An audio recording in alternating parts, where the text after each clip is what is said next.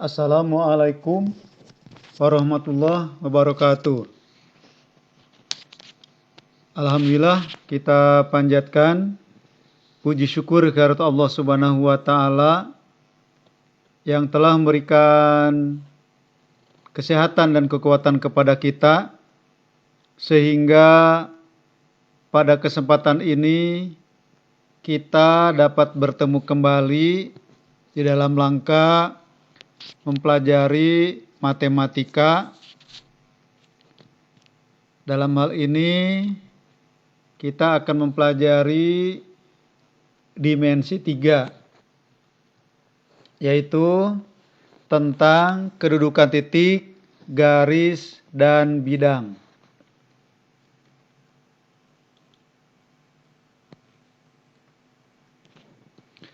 Kedudukan titik, garis, dan bidang pada bangun ruang.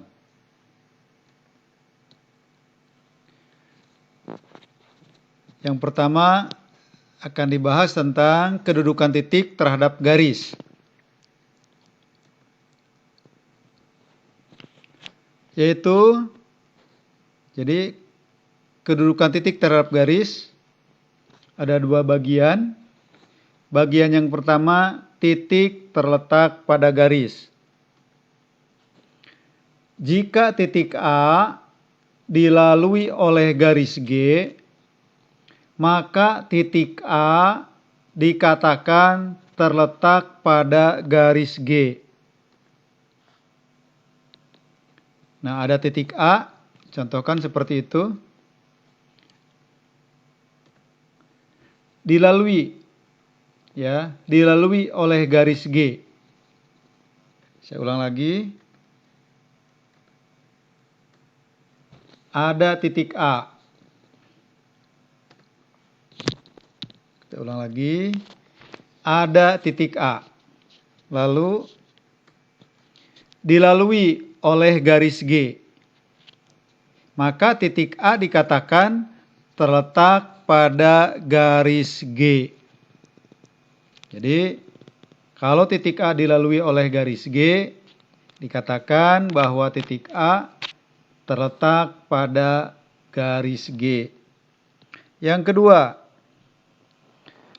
titik di luar garis.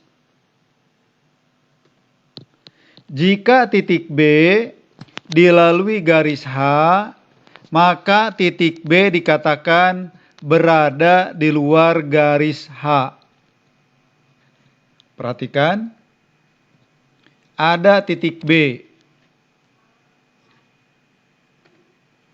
Nah, ada garis H. Apakah garis H melalui titik B? Tidak. Nah, berarti titik B dikatakan berada di luar garis H. Karena titik B tidak dilalui oleh garis H, berarti titik B berada di luar garis H. Bisa dipahami ya? Kita lanjutkan. Kedudukan titik terhadap bidang.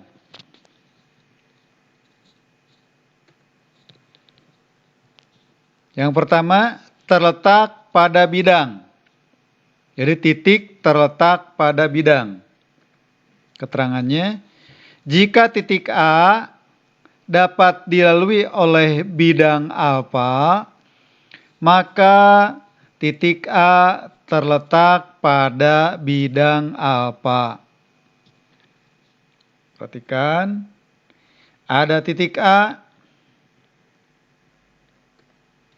Nah, dilalui oleh bidang alfa, maka titik A tersebut dikatakan terletak pada bidang alfa.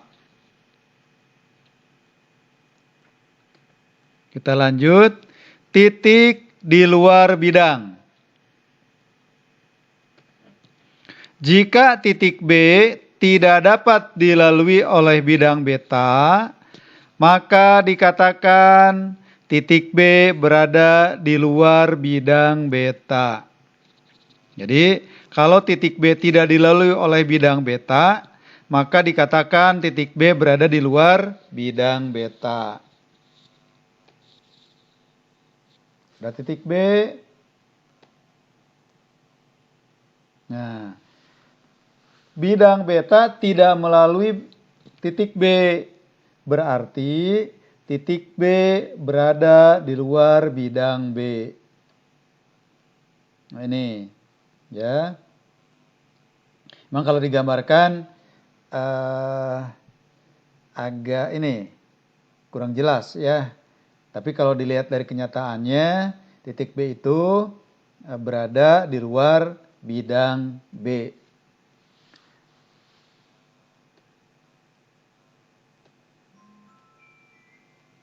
Nah, perhatikan bidang DCGH diwakili oleh bidang U.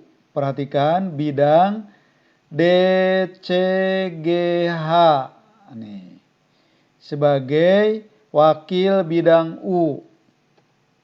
Tuh, coba ya amati. Nah, selanjutnya bagaimana? Nah, titik-titik sudut yang terletak pada bidang U adalah titik apa aja? Nah, kita ulang lagi, perhatikan. Jadi, kita ulang. Titik-titik sudut kubus yang terletak pada bidang U adalah titik-titik C, D, G, dan H. Jadi titik-titik sudut kubus yang dilalui oleh bidang U adalah titik C, D, G, dan H. Berarti bagaimana? Titik C terletak pada bidang U, titik G terletak pada bidang U, titik H terletak pada bidang U. Kita lanjut. Titik-titik sudut kubus yang berada di luar bidang U adalah A, B, F, E. Nah, itu. Jadi saya ulang lagi. Titik-titik sudut kubus yang terletak pada bidang U adalah titik C, D, G, dan H. Titik-titik sudut kubus yang berada di luar bidang U adalah titik A, B, F, dan E. Sekarang kedudukan dua garis. Ini perlu diperhatikan baik-baik. Yang pertama berimpit. Garis G berimpit dengan garis H jika setiap titik di garis G juga terletak di garis H. Dan sebaliknya. Ada garis G. Nah, ada garis H. Jadi, setiap titik pada garis G juga terletak pada garis H. Maka garis G dan garis H adalah berimpit. Yang berimpit, kita lihat lagi ya animasinya. Ada garis G. Ada garis H. Nah, berarti garis G berimpit dengan garis H. Dilambangkan seperti itu. Garis G berimpit dengan garis H. Kita lanjut. Syarat dua garis berimpit cukup memiliki dua titik persekutuan. Tuh. Lalu kedudukan yang kedua dari dua garis adalah berpotongan. Berpotongan. Kita lihat. Garis G dan garis H berpotongan jika kedua garis tersebut memiliki tepat satu titik persekutuan yaitu titik potong kedua garis. Dua garis hanya dapat berpotongan jika terletak pada bidang yang sama. Perhatikan, itu kata-katanya tuh. Dua garis hanya dapat berpotongan jika terletak pada bidang yang sama. Perhatikan ada garis G, ada garis H.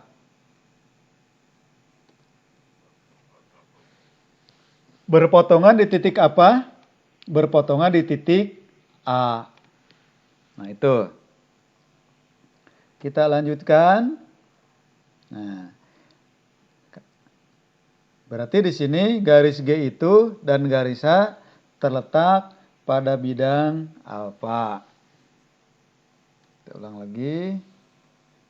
Jadi yang tadi ini garis C, G, dan garis H terletak pada sebuah bidang dan berpotongan.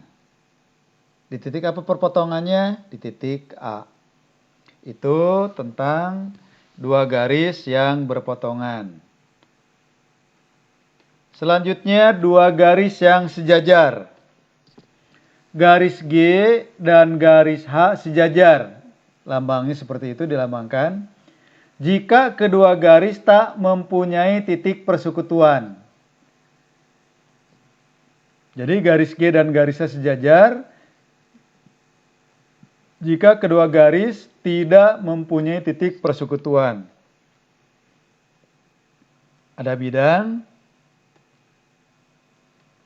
A, B, C, D. Ada garis AB. Ada garis DC.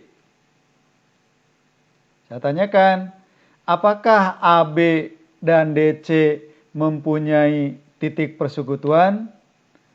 Tidak. Berarti bagaimana?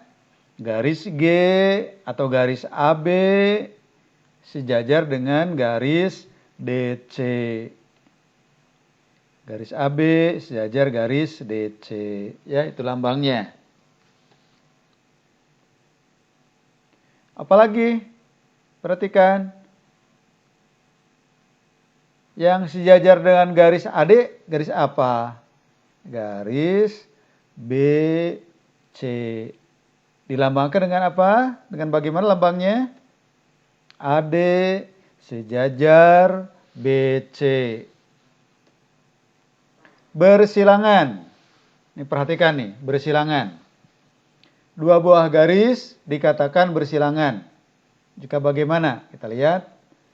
Garis G dan garis H dikatakan bersilangan jika garis G dan H tidak memiliki titik persekutuan.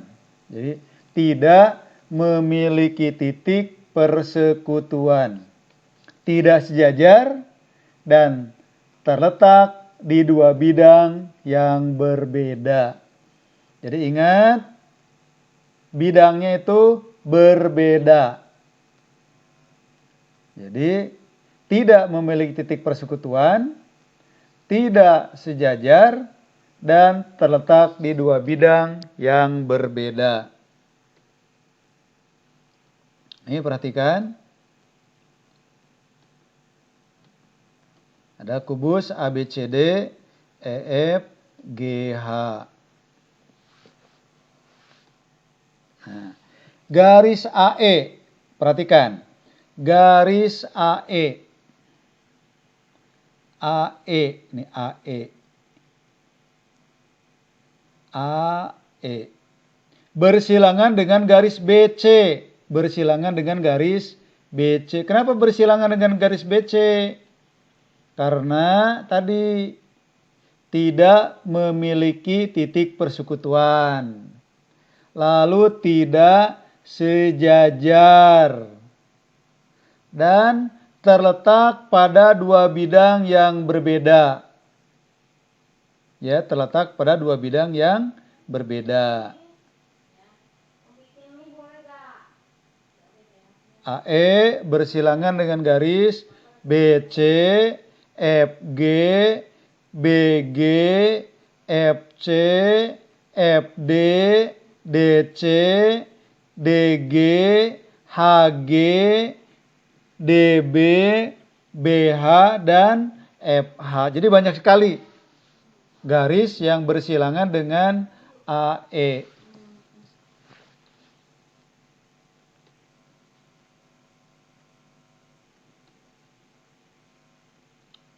Ya tuh. AE bersilangan dengan BC. Bersilangan dengan FG. Bersilangan dengan BG. Bersilangan dengan FC atau CF. Bersilangan dengan DC. Bersilangan dengan FD. Bersilangan dengan DG. Bersilangan dengan HG. Bersilangan dengan DB atau BD. Bersilangan dengan BH. Bersilangan dengan FH.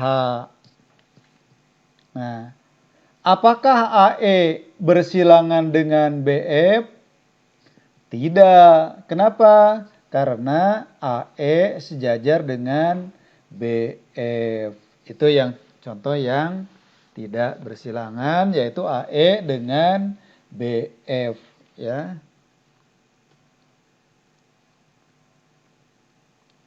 Contoh kedudukan garis terhadap garis. Ada garis G. Ada garis G. Nah, garis G berpotongan dengan AD, BC, AE. Lihat nih garis G.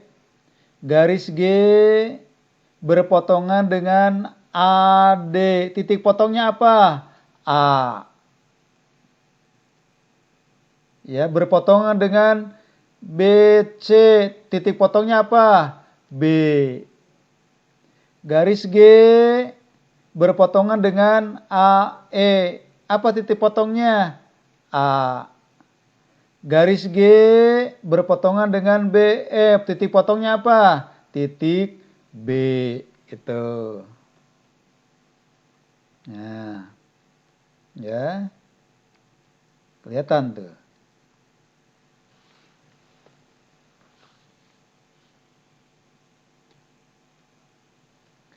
Garis G sejajar dengan apa?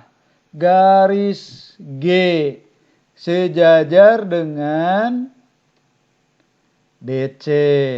Sejajar dengan EF. Sejajar dengan HG. Kita lanjut. Nah, garis G bersilangan dengan apa garis G? Garis G bersilangan dengan CG. Lihat, CG. Nah, kelihatan tuh bersilangan. DH dengan EH dengan FG. Itu contoh kedudukan garis terhadap garis. Garis G berimpit dengan AB. Jadi garis G berimpit dengan AB.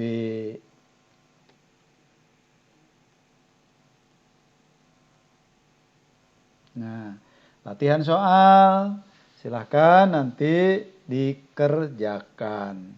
Ya, dicoba tidak banyak. Hanya 3 soal. Silakan perhatikan teori yang sebelumnya tadi, lalu kerjakan latihan soal ini. Itu saja, mudah-mudahan materi hari ini bisa dipahami.